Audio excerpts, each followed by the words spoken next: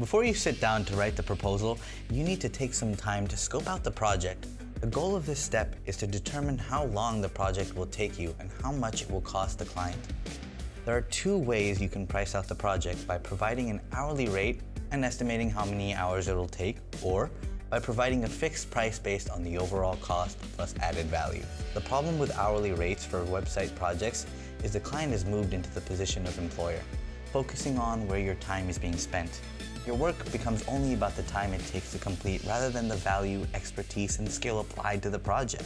Setting up the expectation of the whole website project as only the cost of your billable time can greatly affect the success of the project. A project is more than the time it takes to complete. The total cost should factor in the needs, goals, success markers discussed in the last lesson. Often the time, experiences, resources, and expertise to achieve those ends is not quantified at an hourly rate or as something billable, and yet these things hold tremendous value.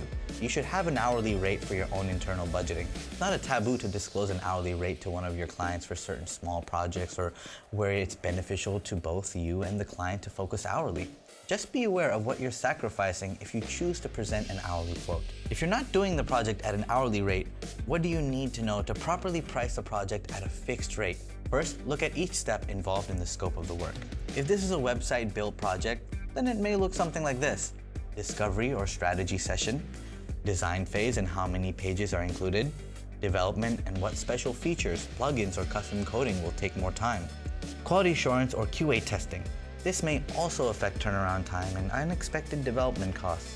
The training you'll need to do to have the client take over their sites, as well as additional training for them or their team. This could be done via a live Zoom call or recorded videos. For each phase, you need to estimate your time so you don't undercharge or undervalue. The only way to do this is by having first tracked your time in a previous project. Therefore, when just starting out, many people will do low-cost work, even pro bono work, to develop their process, calculate their time, and skill up. As you get further along in your career, you'll naturally get more skilled and faster at what you do. This is where experience becomes valuable. Even though your time to create and build has decreased, clients don't get a cost break for your decreased time. They get value in a skilled web designer or developer who knows what they're doing and will deliver on their overall goals. Factoring in your value by considering your experience is what can raise your prices over time. You no longer undercut with competitive rates, but can start pricing based on the quality of product and your knowledge of the best way to build, what to offer, and how to provide the clients with the items they need to succeed. The reality is, not every web designer or developer is at that place. Some are starting out and still have things to learn, so they need to price competitively. This is what makes the market of website clients abundant. There's a client for everyone. Clients who are budget conscious won't mind working with a less experienced designer or developer, whereas a business who is ready to invest in a website that will bring in a significant amount of revenue is looking for a well-experienced dev and therefore potentially higher priced professional to carry out their build. The other factor in your pricing should be that you're a real person who the client can email, talk to, and work with after that build. A long-term relationship is worth the investment, and it's why someone wouldn't go with a DIY option or an AI machine to build their website. As for your pricing, you always want to account for all the resources you've collected over the years that are saving client money: developer licenses, software and graphic design resources.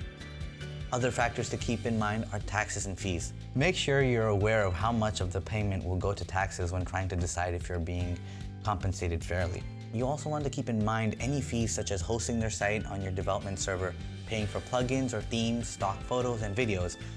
The final thing to consider as a factor in pricing is their budget. Their budget doesn't equal the price it takes to do the project. Rather, their budget is a guide on how much or how little you can provide based on what the client can afford. When the budget is higher than your costs, you have the freedom to add in services and deliverables that may help them reach their goals faster, like marketing ads, advanced SEO research, etc. If you're higher than their budget, consider breaking the project out into phases, with the first phase fitting into their budget. This way they can see that although they don't have the budget for the full project, it's still possible to get started right now. Another strategy is to present the bare minimum of what you can do with their budget, and the other things they're asking for as an option with itemized pricing. The biggest concern in pricing is undercharging. A helpful way to understand if you're undercharging is to factor the work against the deposit. Make sure you're getting paid a portion of the project price before ever beginning any work. In the web design and development industry, it's standard to ask for 50% upfront. Although this is a standard payment, it can also help you with pricing. Most projects that fall apart will do so around the design stage. If 50% covers at least the steps of the project up to the design portion, your time is accounted for should the project turn out to be problematic. If you need some helpful tips on how you invoice for payments, view the Skills Up video on getting clients to pay. The link is in the lesson's details. And since we're talking about payment, make sure the final balance is always paid before you deploy the final work on the client's hosting server. This is standard practice. If a client pushes back, there's always a way for the client to see the work you're doing without being on their server. PDF for designs and staging environments on your hosting server for dev work. After scoping out the cost of the website project, you're prepared to list the costs in the proposal discussed in the next lesson. By making sure you know how long each step takes, the additional added value you bring to the table, accounting for their budget and what level of investment they can contribute, you'll be able to hit the sweet spot of what's fair to both you and the potential client.